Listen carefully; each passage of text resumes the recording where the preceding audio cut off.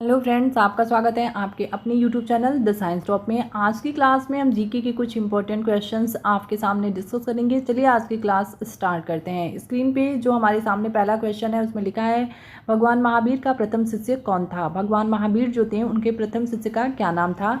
Jamali, Yusuf, Vipin, Prabhas. Right answer हमारा होगा Jamali. Next, Jallianwala Bagh में गोली चलाने का आदेश दिया था। जलियांवाला बाग जो हत्याकांड हुआ था उसमें गोली चलाने का आदेश किसने दिया था। Lord Simon, O'Dwyer, Rowlatt, Curzon Wyllie. Right answer हमारा होगा ओ डायर। नेक्स्ट, भारतीयों को वर्ष 1947 में सार्वभौम सत्ता सौंपने की योजना निम्न में से किस नाम से जानी गई।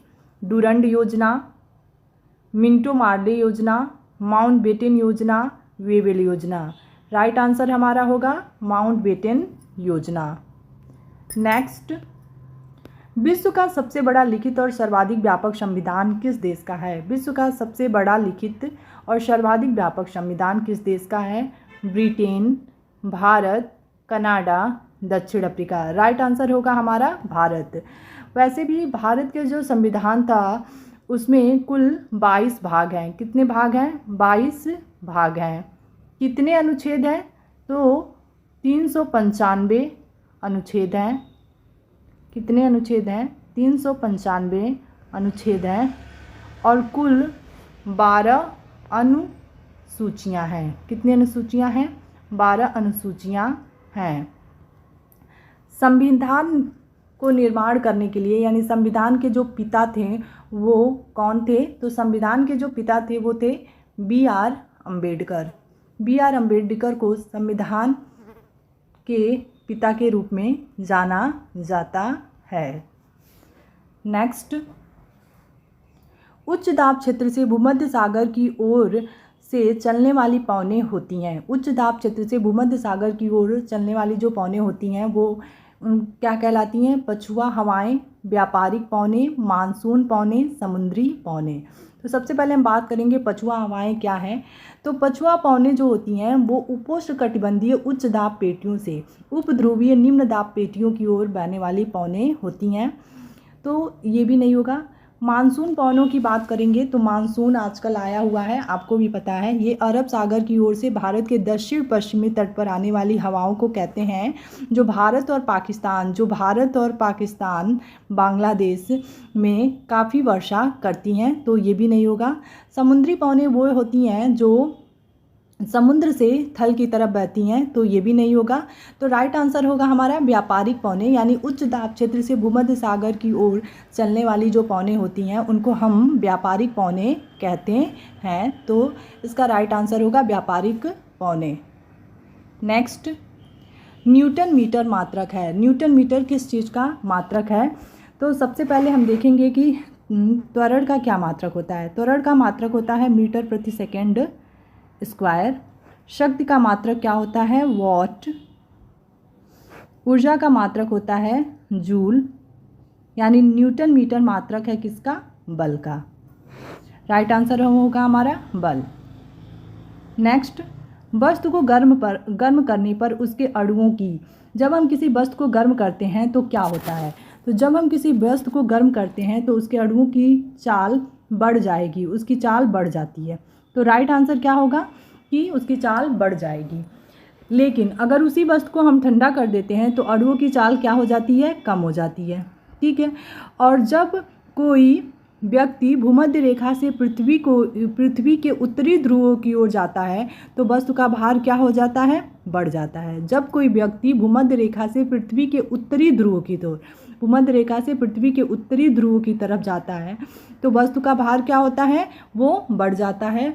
और जब किसी वस्तु को पृथ्वी के केंद्र में रखा जाता है तो उसका भार क्या होता है, घट जाता है। यानी इस क्वेश्चन का राइट आंसर होगा कि वस्तु को गर्म करने पर उसके अणुओं की चाल क्या होती है, बढ़ जाती है। नेक्स्ट, पीसा की मीनार किस देश में स्थित है। Spain, Italy, France, Persia. Right answer होगा हमारा इटली। नेक्स्ट, प्रकाश वर्ष मात्रक है। प्रकाश वर्ष मात्रक है किस चीज़ का मात्रक है प्रकाश वर्ष। सबसे पहले ए में लिखा है हमारा प्रकाश की तीव्रता का, तो प्रकाश की तीव्रता का जो मात्रक होता है वो होता है कैंडेला, तो ये भी नहीं होगा। समय का मात्रक क्या होता है? सेकंड, तो ये भी नहीं होगा। दूरी का मात्रक क्या होता है? मीटर, तो ये भी नहीं होगा। तो प्रकाश वर्ष मात्रक होता है प्रकाश का। नेक्स्ट, डेसिबल किसे नापने के लिए प्रयोग में लाया जाता है? ए है हमारा खून में हीमोग्लोबिन, तो खून में हीमोग्लोबिन का पता लगाने के लिए हम पल्स ऑक्सीमीटर का उपयोग करते हैं। पल्स ऑक्सीमीटर, खून में हीमोग्लोबिन का पता लगाने के लिए हम पल्स ऑक्सीमीटर का उपयोग करते हैं, ठीक है। उसके बाद लिखा है पेशाब में शक्कर, पेशाब में शक्कर का प्रयोग पता लगाने के लिए हम ग्लूकोमीटर का उपयोग करते हैं, ग्लूकोमीटर का उपयोग करते हैं। और वायु में कण का पता लगाने के लिए हम एनीमोमीटर का उपयोग करते हैं। किस चीज़ का उपयोग करते हैं? एनीमोमीटर। वायु में कण का पता लगाने के लिए हम एनीमोमीटर का उपयोग करते हैं। तो डेसिबल किसे नापने के लिए प्रयोग में लाया जाएगा? वातावरण में ध्वनि, यानी राइट आंसर हमारा होगा वातावरण में ध्वनि। नेक्स्ट, पानी का घनत्व अधिकतम होता है, पानी का जो घनत्व होता है वो अधिकतम होता है 4 डिग्री सेल्सियस पर। इसका राइट आंसर होगा 4 डिग्री सेल्सियस पर। नेक्स्ट, ध्वनि तरंगों की प्रकृति होती है, ध्वनि तरंगों की प्रकृति कैसी होती है? अनुदैर्ध्य, अनुप्रस्थ, अप्रगामी, विद्युत चुम्बकीय। तो ध्वनि तरंगों की प्रकृति कैसी होती है? अनुदैर्ध्य होगी। चलिए देखते हैं विद्युत चुम्बकीय। विद्युत चुम्बकीय तो जो होती हैं वो प्रकाश तरंगे जो होती हैं उनको हम विद्युत चुम्बकीय तरंगे कहते हैं, तो ये भी नहीं होगा। अप्रगामी तरंगे जैसे बांसुरी, वीणा, सीटी में होता है, तो ये भी नहीं होगा। अनुप्रस्थ तरंगे जैसे कि प्रकाश में होता है, तो ये भी नहीं होगा। यानी इसका राइट आंसर होगा अनुदैर्ध्य तरंगे। ध्वनि तरंगों की प्रकृति जो होती है वो अनुदैर्ध्य होती है। नेक्स्ट, कीड़ा तथा हानि पहुंचाने वाले तत्वों को घर से दूर भगाने के लिए प्रयोग में लाया जाता है, ठीक है। कीड़ा तथा हानि पहुंचाने वाले तत्वों को घर से दूर भगाने के लिए प्रयोग में लाया जाता है, ठीक है। चलिए देखते हैं। अल्ट्रासोनिक तरंग, रेडियो तरंग, इंफ्रारेड तरंग, सबसोनिक तरंग। तो अल्ट्रासोनिक तरंग, रेडियो तरंग, इंफ्रारेड तरंग, सबसोनिक तरंग। कीड़ों तथा हानि पहुंचाने वाले तत्वों को घर से दूर भगाने के लिए किस चीज़ का प्रयोग किया जाता है? तो अल्ट्रासोनिक तरंग का प्रयोग किया जाता है। राइट आंसर होगा हमारा अल्ट्रासोनिक तरंग। नेक्स्ट, महासागर में डूबी हुई वस्तुओं की स्थिति जानने के लिए निम्न में से किस यंत्र का प्रयोग किया जाता है? तो ए है ऑप्शन में ऑडियोमीटर। ऑडियोमीटर का प्रयोग हम व्यक्ति के सुनने की क्षमता, किसी व्यक्ति के सुनने की क्षमता का पता लगाने के लिए हम ऑडियोमीटर का उपयोग करते हैं, तो ये भी नहीं होगा। गैल्वेनोमीटर, गैल्वेनोमीटर का प्रयोग परिपथ में धारा का पता लगाने के लिए किया जाता है, ठीक है, धारा की उपस्थिति का पता लगाने के लिए किया जाता है, तो ये भी नहीं होगा।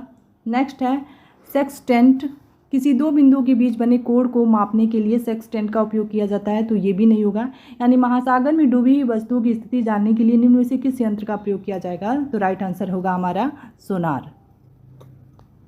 नेक्स्ट, जंतु विज्ञान के जनक हैं, जंतु विज्ञान के जनक कौन हैं? ऑप्शन है हमारे पास अरस्तु, डार्विन, थियोफ्रेस्टस, लिनियस। तो सबसे पहले हम देखेंगे अरस्तु। तो आप लोग सोचिए अरस्तु किस चीज़ के जनक थे। बात करेंगे हम फिर डार्विन की। तो डार्विन जो थे वो विकासीय जैविकी के जनक थे। किसके जनक थे? विकासीय जैविकी,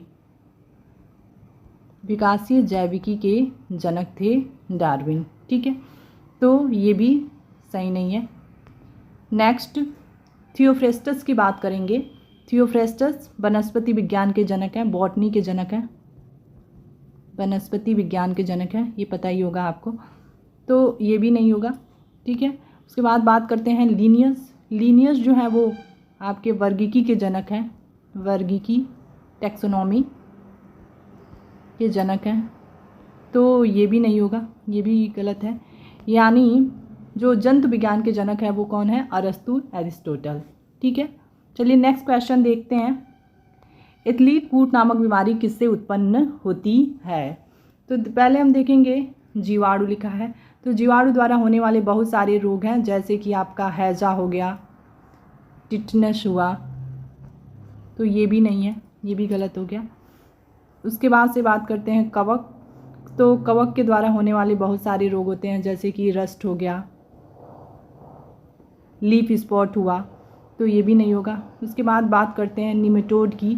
तो निमेटोड से होने वाले जो रोग होते हैं, जैसे कि हमारा कोढ़ हुआ, पोलियो हुआ, तो ये भी नहीं होगा, जीवाणु भी नहीं होगा। तो राइट आंसर हमारा क्या होगा कि एथलीट फूट नामक बीमारी किससे उत्पन्न होती है? प्रोटोजोआ से। तो राइट आंसर हमारा है प्रोटोजोआ। नेक्स्ट, गाजर है एक, गाजर क्या है? पुष्पक्रम।